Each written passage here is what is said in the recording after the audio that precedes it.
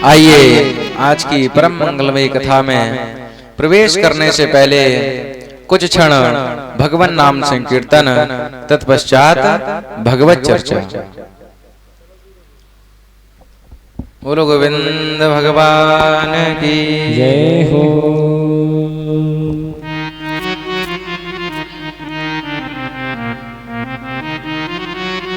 मेरी आंखों को इंतजार है सरकार आपका, आंखों को इंतजार है सरकार आपका, आंखों को इंतजार है सरकार आपका, आंखों को इंतजार है सरकार आपका। जाते हो कब मैं दीदार आपका, जाने कब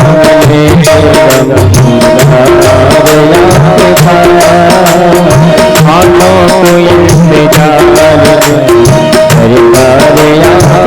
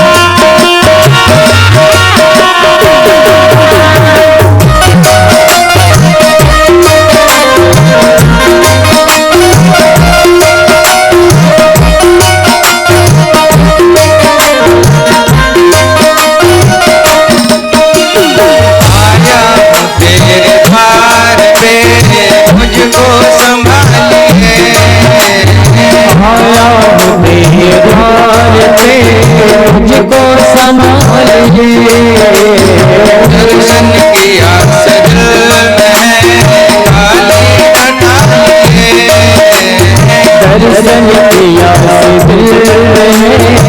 खाली हटाइए, घबरा के दम न तोड़ दे, घबरा के दम न तोड़ दे, बीमार आपका, घबरा के दिल न तोड़ दे, बीमार आपका।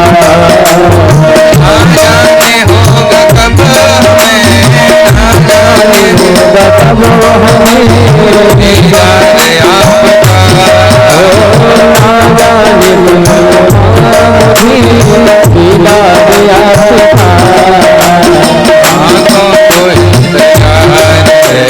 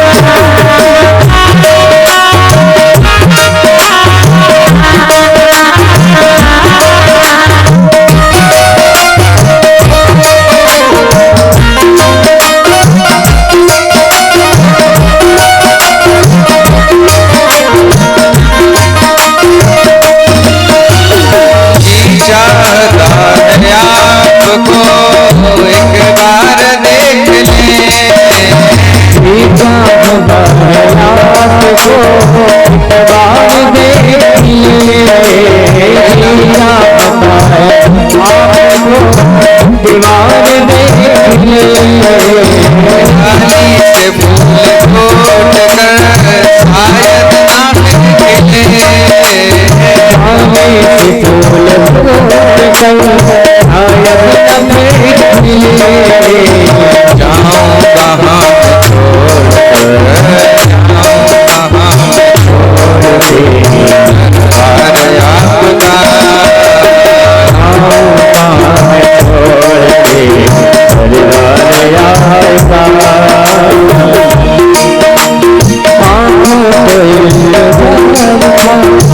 दीदार आपका कोई इंतजार का चलता रे आपका ना जाते हो कब मैं ना जाते हो कब मैं दीदार आपका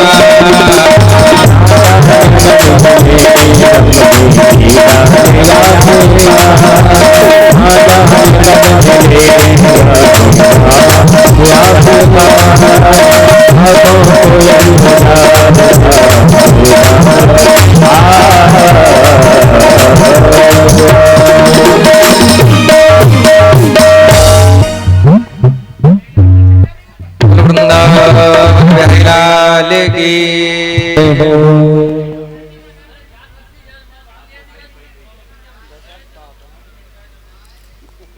आइए आज की परम मंगलमय कथा में प्रवेश करते हैं। विगत दिवस की कथा में हमने महाराज श्री के मुखारविंदों से बड़े ही सुंदर श्री राम जन्म की कथा का श्रवण किया। आज भगवान का जन्म हो गया है और श्री राम जी का चतुर्व्यूह में अवतार जब हुआ तो श्री राम, लक्ष्मण, भरत और शत्रुघ्न उनकी शक्तियां का प्राकट्य मिथिला नगरी में एक ही साथ एक ही परिवार में हुआ। रघुकुल नंदन चारों भाइयों में सबसे बड़े हैं और गुरुदेव भगवान अब सबका नामकरण करते हैं।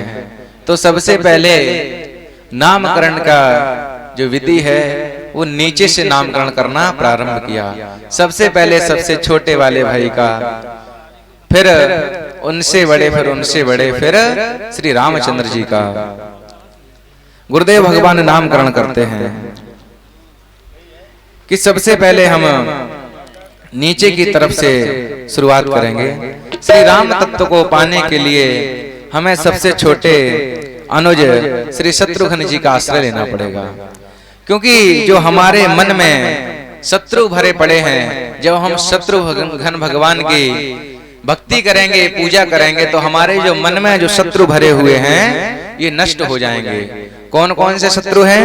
काम, क्रोध, लोभ, मोह, मद और मात्सर्य। ये जो हमारे अंदर शत्रु भरे पड़े हैं ये नष्ट हो जाएंगे। ये शत्रु नष्ट कैसे होंगे? जब हम शत्रुघ्न भगवान की पूजा करेंगे कि जाके सुमिरन तेरे पुनासा नाम शत्रुघ्न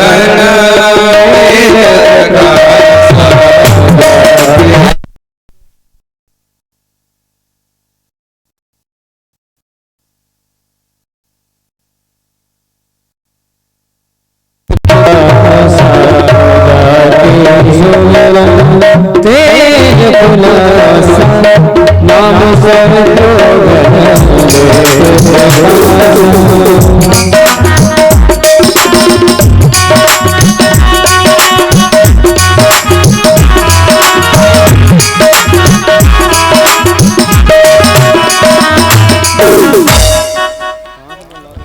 कि जिनका स्मरण करने मात्र से शत्रुओं का नाश हो जाए वे शत्रुघ्न। तो जब हम शत्रुघ्न भगवान की पूजा करेंगे तो हमारे जो हृदय में शत्रु भरे हैं इन सभी का नाश हो जाएगा।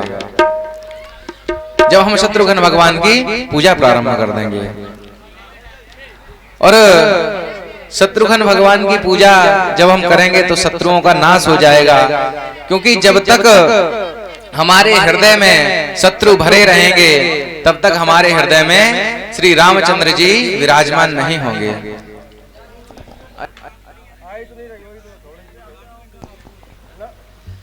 जब हमारे अंदर से घर खाली हो जाएगा, जब हृदय खाली हो जाएगा, तभी तो उसमें रामचंद्र जी विराजमान होने आएंगे। जब तक हृदय में पहले से ही भरे रहेंगे तो कोई कैसे हृदय में आएगा, कैसे प्रभु आएंगे हृदय में। अब दूसरी सीढ़ी पर चलते हैं। शत्रुघ्न जी के बड़े भैया हैं श्री लक्ष्मण जी, जिनके जीवन का एक ही लक्ष्य है, वे लक्ष्मण हैं, और लक्ष्मण जी का सिर्फ एक ही लक्ष्य है कि रामचंद्र जी के अतिरिक्त किसी से कोई मतलब नहीं। शास्त्र कहते हैं मातृदेवो भव, पितृदेवो भव, आचार्य देवो भव। शास्त्र कहते हैं, यही शिक्षा शास्त्रों ने हमें दी है कि मातृदेवो भव, पितृदेवो भव, आचार्य देवो भव। लेकिन लक्ष्मण जी क्या कहते हैं, मुझे किसी से कोई मतलब नहीं कि गुरु पितु मातु न जानौ काऊ, करहु स्वभाव नाथ पति जाऊ। कि मुझे गुरु पिता माता किसी से कोई मतलब नहीं है, मेरे तो सिर्फ सर्वस्व रामचंद्र जी हैं, कि मैं किसी को नहीं जानता, मेरे सर्वस्व रामचंद्र जी हैं। रामचंद्र जी के अतिरिक्त मैं किसी को नहीं मानता।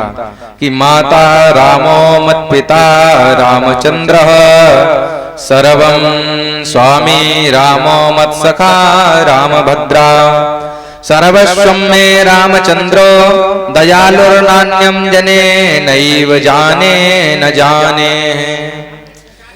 कि मेरे माता भी राम हैं और मेरे पिता भी रामचंद्र हैं, मेरे सखा भी राम, मेरे स्वामी भी रामचंद्र। मैं रामचंद्र जी के अतिरिक्त और किसी को नहीं जानता, मेरे सर्वस्व रामचंद्र जी हैं। जब हमारे मन में, हमारे हृदय में ऐसा एक दृढ़ लक्ष्य बन जाएगा लक्ष्मण जी की तरह कि मैं रामचंद्र जी के अतिरिक्त और किसी को नहीं जानता, रामचंद्र जी के अतिरिक्त मेरे हृदय में और कोई नहीं है, तो हमें भगवान को पाने में कोई नहीं रोक सकता। फिर तो हम भगवान को पाकर के ही रहेंगे जब हम अपने जीवन में एक ही लक्ष्य बना लेंगे कि प्रभु के अतिरिक्त हमारे जीवन में और कोई नहीं। अब गुरुदेव भगवान कहते हैं कि जब हम ऐसा लक्ष्य बना लेंगे तो उसके बाद में अब हमारे हृदय में भराव करने के लिए, भक्ति रस को भरने के लिए, राम रस को भरने के लिए कौन आएंगे? श्री भरत जी।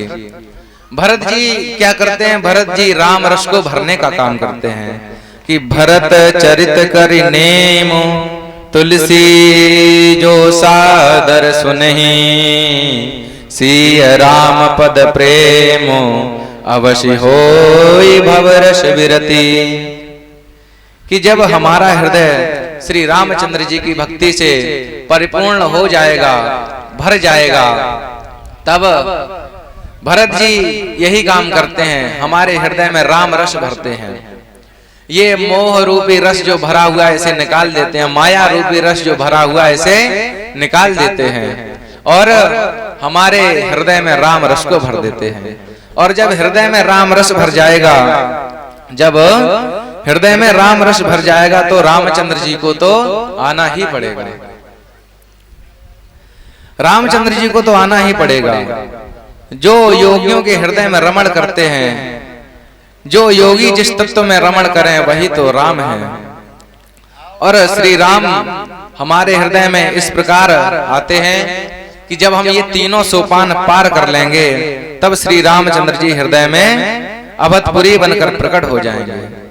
श्री रामचंद्र जी कौन है? श्री रामचंद्र जी का स्वरूप कैसा है कि जो आनंद सिंधु सुख राशि, सी करते त्रैलोक सुपासी।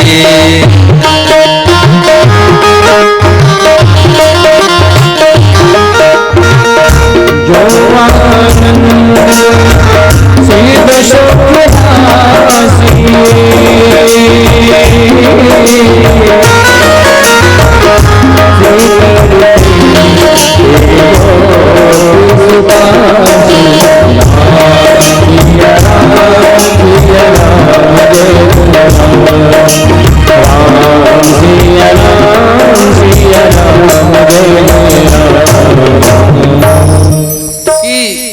जो आनंद के सागर हैं, सिंधु सुख राशि, जो आनंद से भरे हुए हैं, आनंद से परिपूर्ण हैं, जो आनंदमय हैं, वही तो श्री रामचंद्र जी हैं।